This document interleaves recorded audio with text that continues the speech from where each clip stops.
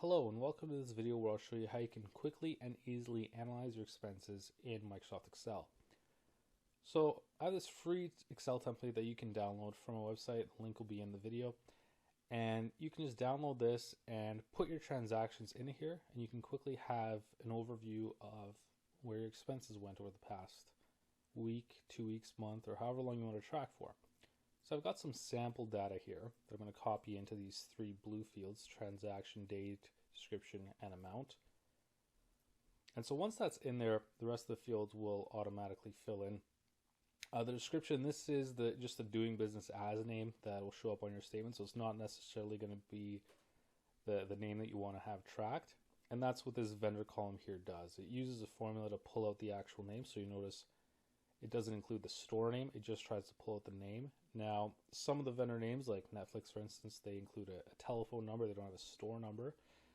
So that one is a bit trickier to pull out. And, that's one of the ones where, it may not be entirely perfect, but worst case, you could always adjust these entries manually using something like a find and replace. But for the most part, it should at least give you an idea of the correct vendor based on the description. And the one thing I'll note is if your transactions are in day, month, year instead of month, day, year on here, then you want to go to the categories section and change that on here. By default, I've left it to month, day, year, just because especially in North America, that's the default for a lot of these transactions. And so once that's in there, that's pretty much all you would need to do. If you go into the summary page, I want to hit data and refresh all. There's no macros in this file, so it makes it easy. You don't have to worry about enabling any content. And now it'll quickly summarize, the spending by vendor. Now, the one thing in Excel, sometimes it won't automatically group these dates. So if I right click one of these dates and hit group, select months, and now it'll group it properly. So if you've got transactions that are going back multiple months, then this will be useful to you. I mean, if you're just looking at a week or a couple weeks where you know what the period's covering, then obviously you may not need that. So this way you can filter through different months. And if you just want to look at everything, you can hit this red X here if it's available to clear everything. And there you're looking at the grand total. So it's useful in the sense of looking at these different vendors. So, if I wanted to see what my expenses were at Walmart, I could just double click on one of these, and then I can see all the different line items relating to Walmart. And then once I'm done, I can just delete this tab. Now you'll notice on the categories, it's 100% sitting as uncategorized. That's because I haven't set these up. And as a bare minimum, may not need to, but if you want to track different categories, what you can do is,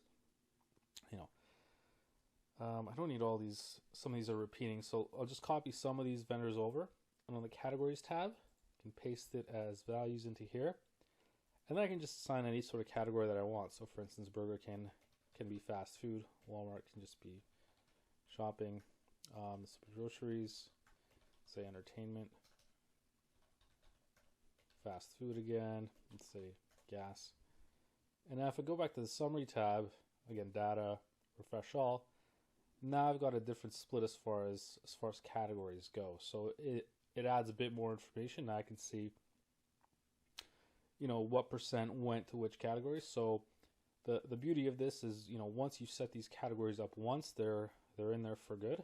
Well, unless you delete them, obviously, but you wouldn't have to do it every single time. So on subsequent downloads, this data is already in here. So as you add more fields, as you add more transactions, you don't have to keep on categories, and just the ones that aren't showing up on here. So for instance, I can just pull up these ones, paste these. I always paste this value just to make sure the format stays the same. Fast food, groceries, and I'll just say pretty generic. And if I go into here, refresh all again, now I've got a bit more detail as far as categories go. And the same sort of thing, I could double click on this shopping amount to see what makes this total up. So, Walmart, Amazon. So I can see the dates and whatever details I entered. And again, once I'm done, just right click, delete, get rid of that tab. So if you got the categories set up, it's really just a matter of downloading the transaction details into here, and you can quickly and easily see for a period of time what your spending was, and yeah, where your money went. So it's an easy way to do that. Obviously, you can do this through apps and through your bank, but one of the advantages of doing it in Excel is, one, you don't have to connect an app, give an app access to your bank or credit card, so it's obviously a bit safer for sure.